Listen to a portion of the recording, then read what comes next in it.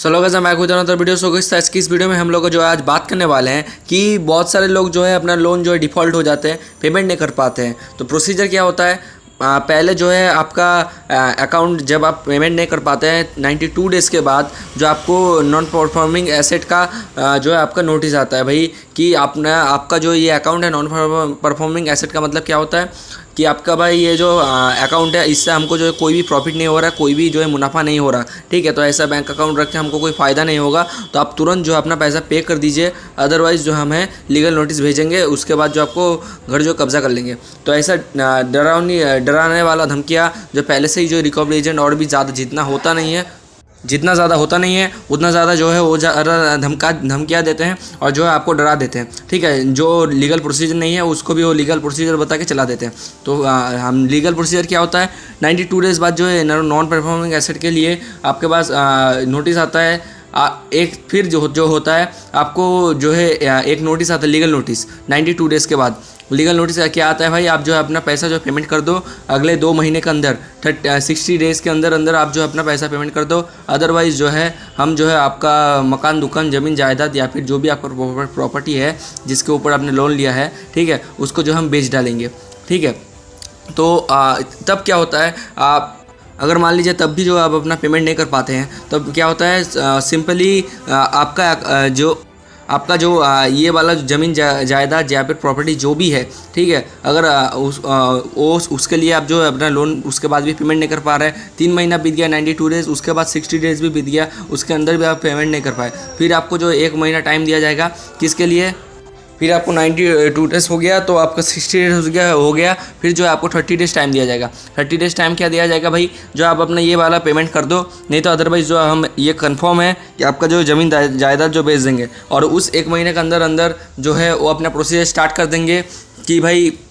आप मतलब उनके पास जो है लीगल एक्शन लेने का जो है पूरा हक बनता है। मतलब रिजर्व बैंक ऑफ इंडिया ने, आरबीआई ने, सरकार ने जो है उनको ये हक दिया है, सुप्रीम कोर्ट ने ये हक दिया है कि उनको राइट दिया है ये कि अगर जो है बंदा पेमेंट नहीं कर पा रहा है 3 महीने के बाद, 2 महीना जो आप देख लीजिए, वेट कर लीजिए, उसके बाद और 1 महीना दिया जाएगा। उस 1 महीना के अंदर ही अंदर जो उनका प्रोसीजर स्टार्ट वो कर सकते हैं। अगर वो जो है उनको पेमेंट नहीं मिल रहा है तो वो अपना आपका जो है घर ज़मीन जायदाद या भी जो कुछ भी है वो जो है अपना बेचने का प्रोसीजर जो है स्टार्ट कर सकते हैं। ठीक है, तो बेचने का जब प्रोसीजर स्टार्ट होता है 1 महीने के अंदर जो मान लीजिए आपका ये बेचने के लिए जो अखबार में जो न्यूज़ दे देते हैं, न्यूज़ देने के बाद जो है, और वो लोग मेरे देखने में ये आया है, ज़्यादातर जो बैंक्स है, ज़्यादातर बैंक्स क्या करते हैं, ज़्यादातर बैंक्स यही करते हैं कि आपका जो रेट है, ठीक है, आपका ज़मीन जायदाद का जितना रेट है उससे कम जो है रेट में बेच देते हैं। मान लीजिए आपका जो है ये ज़मीन जायदाद जो है 1 करोड़ का है, ठीक है, 1 करोड़ का है, तो भाई वो लोग जो है 50 लाख में या फिर 60-70 लाख में जो बेच डालते हैं। क्यों? जो भाई उनको ज़्यादा जल के पैसा चाहिए, ठीक है, और उनका रिकवरी का अमाउंट जितना है, मतलब मान लीजिए आपको जो है उनको 30 लाख देना है, और जो आपका ये जो प्रॉपर्टी है आप तो बेचना नहीं चाहते लेकिन उसका वैल्यू कितना है, 1 करोड़ का है, तो वो लोग आकर ज़बरदस्ती जो आपका बेच डालते हैं, ये बेचने का कोशिश करते हैं। ठीक है, तो वो लोग क्या रेट लगा देते हैं, वो लोग पहले जो है आपका 1 महीने का जो टाइम दिया है वो 1 महीने के अंदर ही जो अपना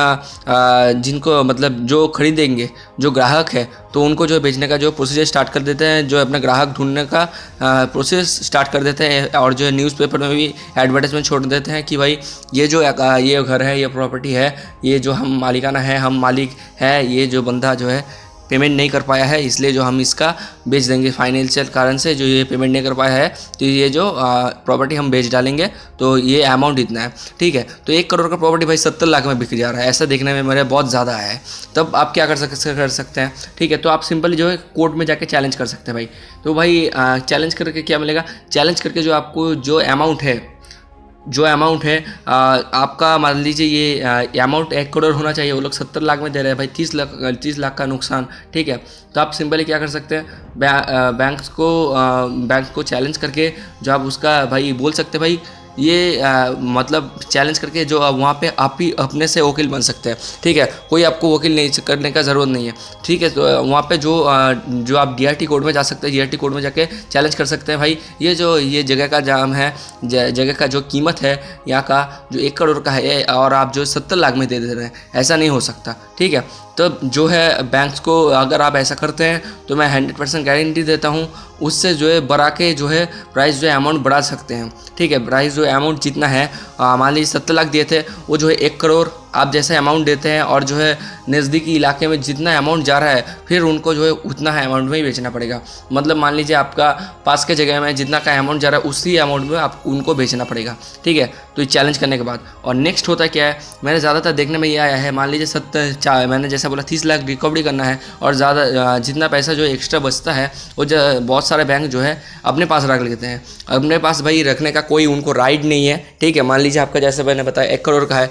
अगर मान लीजिए ये घर जो है 1 करोड़ का है और 1 करोड़ में बैंक बेच दिया है और बैंक्स को मिलना था कितना 30 लाख रुपया, 30 लाख रुपया उनका ड्यू था जिसके लिए आपका प्रॉपर्टी उन्होंने बेच दिया। राइट, तो अभी जो है ये जो प्रॉपर्टी उन्होंने बेच दिया, प्रॉपर्टी बेचने के बाद होता क्या है, प्रॉपर्टी जब उन्होंने बेच दिया तो 70 लाख उनको एक्स्ट्रा मिल गया। तो एक्स्ट्रा वो जो है रिटर्न नहीं करते। मैंने बहुत सारे बैंक्स को देखा रिटर्न नहीं करते हैं। ठीक है, बहुत सारे बैंक्स होते क्या है जो मतलब कस्टमर को बेवकूफ़ बनाते हैं, एक टाइप से उल्लू बनाते हैं। क्या भाई, ये इस बंदे को तो मालूम ही नहीं है। ठीक है, मैंने ज़्यादातर देखने में आया बहुत सारे लोगों को जैसे उल्लू बनाते हैं, बुद्धू बनाते हैं। क्या बुद्धू बनाते हैं, जो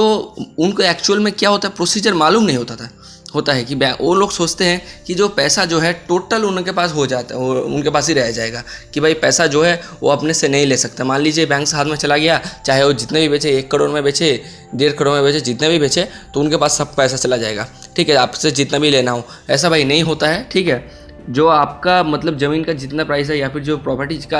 आपका जितना प्राइस है, ठीक है,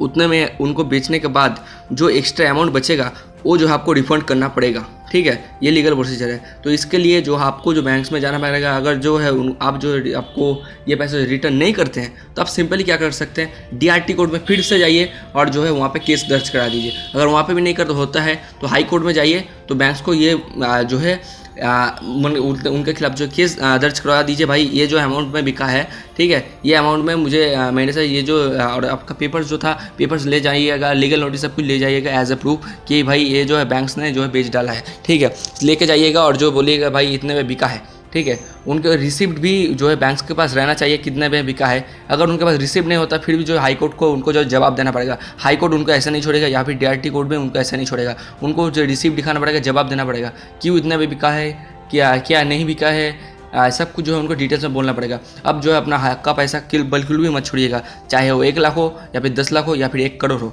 अपना हक का पैसा बिल्कुल मत छोड़िएगा। तो कैसा लगा आपको ये नॉलेजफुल वीडियो, तो मुझे कमेंट कर जरूर बताइएगा और सब्सक्राइब करके पास के बेल आइकन में जाकर ऑल कर दीजिएगा, ऐसे ही फाइनेंशियल वीडियो सबसे पहले देखने के लिए हम लोग ऐसा रोज़ वीडियो पोस्ट करते रहते हैं। तब तक के लिए जय हिंद, वंदे मातरम।